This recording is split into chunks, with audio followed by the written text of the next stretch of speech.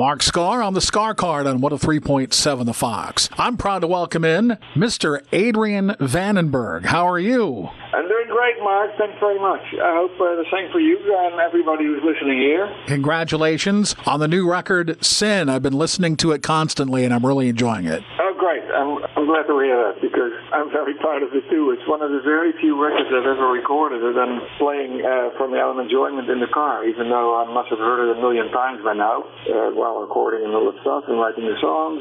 But it still kicks my ass, so it's great. Awesome. Well, let's start there. Let's talk about, because 3 years ago, of course, Vandenberg came back, or the name Vandenberg came back for the 2020 album, and now 3 years later, we've got Sin, the fifth Vandenberg record. Tell me about the writing process for this one, Adrian. I usually start the same way, you know.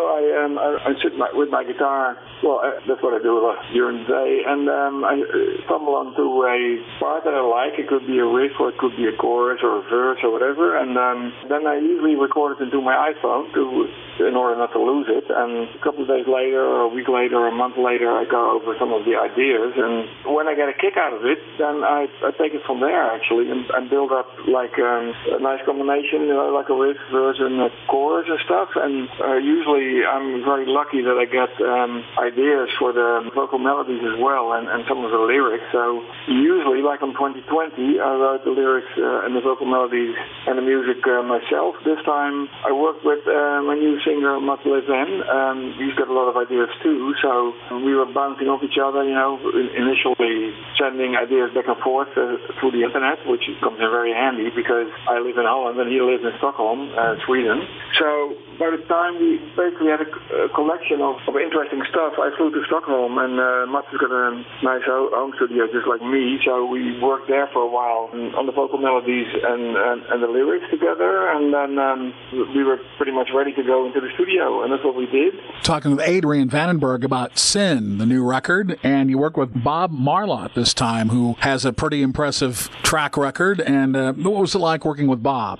It was really great. The same as on the 2020 album, I worked with Bob for the first time. When I sat together right before the COVID period with my manager, record company, around the table, and all three of us came to the conclusion it would be interesting to work with a producer this time, because I usually produce my albums myself. It's always good to have an extra pair of ears, so to speak, and maybe looking at the whole thing from a different angle or something, but it's mainly also about the sound, of course. So my record company suggested three guys. Bob was the first one I called, and we hit it off right away on the phone, and Bob asked me, so how do you think this album should sound? I had two ideas about that, and I said, well, first of all, I would like it to sound crisp and punchy right in your face, as if you're walking straight into a great rehearsal of the band, and you stand right in front of the stage, so you get slapped around the ears with loud guitars and banging drums and screaming vocals. And the second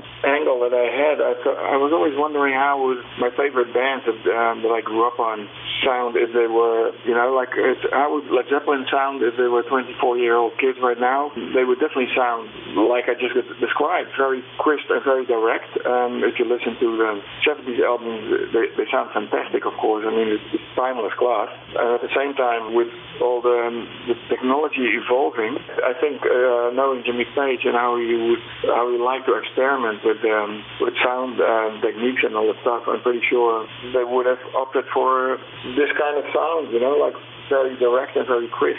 Talking with Adrian Vandenberg. Adrian, last time, of course, you had Ronnie Romero on vocals, and people in the hard rock and metal world know that Ronnie's a very, very busy guy. And so this time you got Mats Leven. So tell me about how he got in the band. Yeah, of course, like for everybody, it was the case.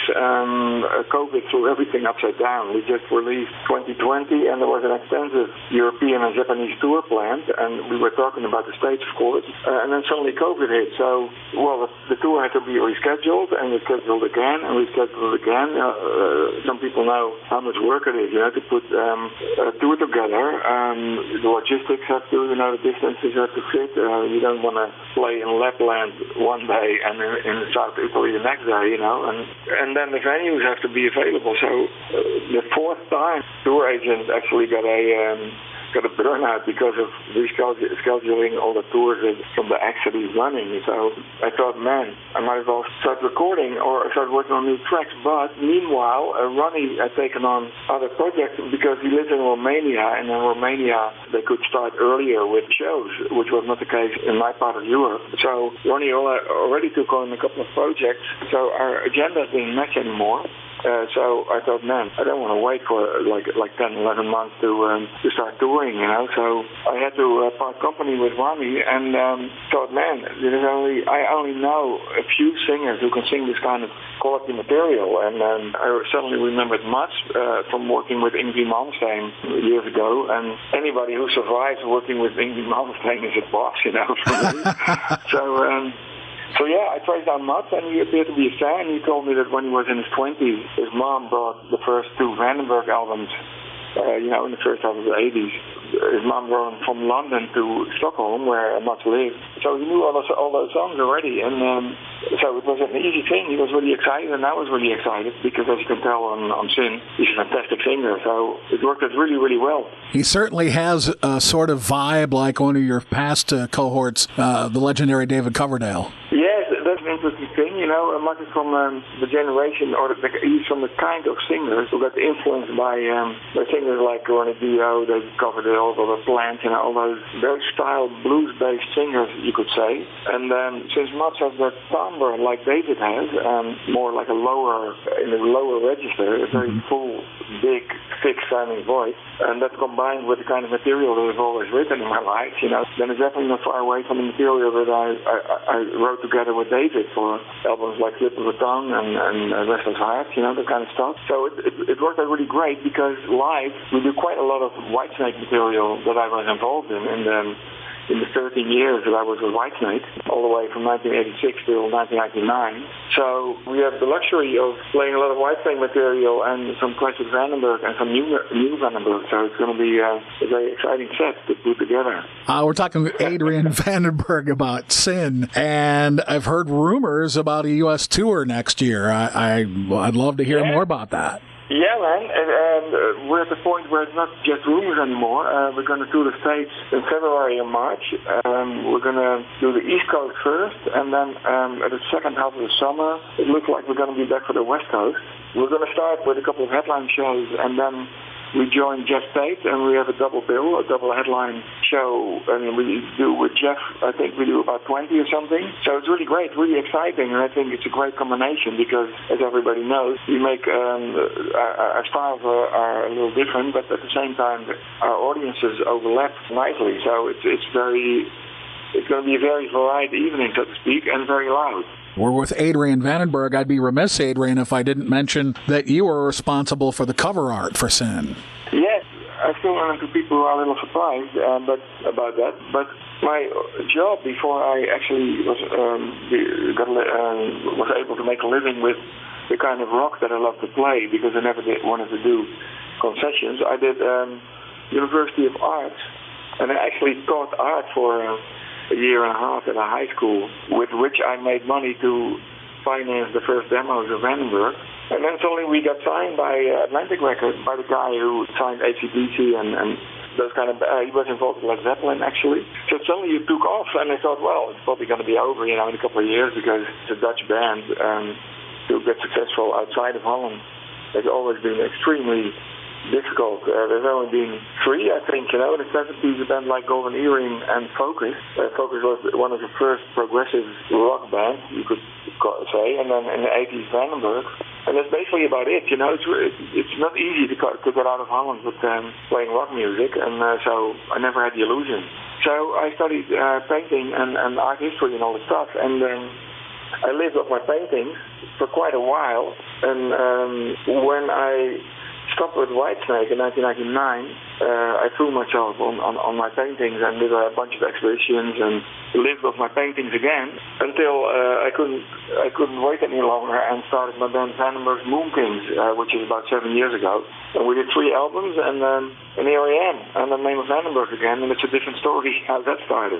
Yeah, I remember I turned on MTV because I was already a huge Whitesnake fan. And so I had an idea of what was going on with David and John Sykes and the guys that played on the record. The Still of the Night video comes on, and I'm like, wow, that's Rudy Sarzo, and that's Tommy Aldridge, and that's Vivian Campbell, and that's Adrian Vandenberg. What happened? And then all of a sudden, wow. It was interesting, and I've been a fan of David ever since he joined Deep Purple. So David has been asking me to join Whitesnake already right before the very first Vandenberg album, but I just finished recording that album. It wasn't even out. I thought, man, this is not the right moment. Yeah, I would love to work together, but this is not the right moment. So then Vandenberg went really, really well, and David got in touch with me 2 or 3 more times. And then, let's see, so in 1986, I managed to get out of my contract with Atlantic Records because we got a new A&R manager who was trying to convince me to make music like Duran Duran. And as you can imagine, that was definitely not my plan. No. So we managed to get out of the contract, and then shortly after that, I got a phone call by John Kalotner, the A&R manager for Geffen Records, who was involved with Aerosmith and putting bands back together. And he said, "Are you interested to talk about a new contract for Vandenberg?" And I said, "Yeah, okay." Wow. He said, "I'll send you a ticket," and I got picked up with a big limo in LA, flew first class. I thought, man, this is life, you know. But so next day I was at John's office, and he said, "Well, I have to be quite honest. I have 2 propositions for you. One is to get rid of the lineup for Vandenberg and start a new lineup here in LA with top-class musicians. So I would like you to think about that." And I said, "Well, okay, that sounds interesting. What's the second one?" And he said, "Well, the second one is I would really like you to join Whitesnake." I said, "Well, that sounds familiar because you knew David and I had been in touch."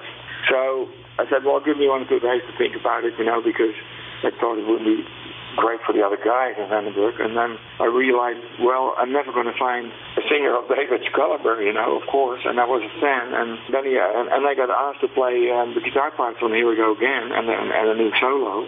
So I did that, and David and I got on great instantly. So I thought, man, it'd be stupid not to do it.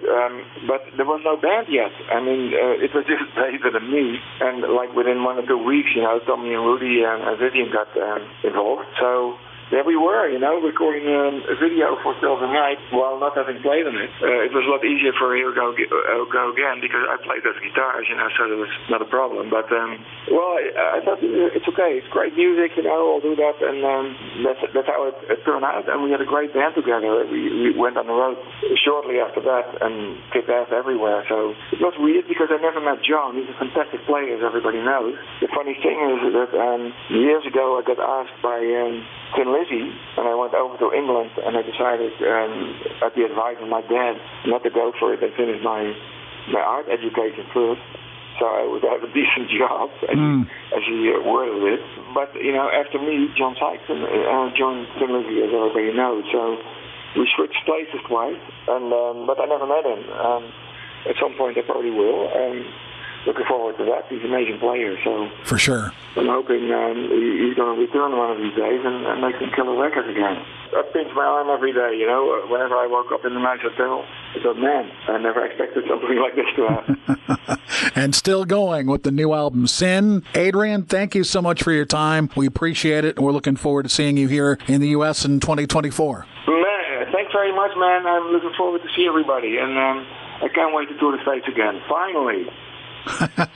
It's long overdue. Yes, it sure is. So the sooner the better. For Adrian Vandenberg, I'm Mark Skaar. This is the Skaar Kaard on 103.7 The Fox. Thank you.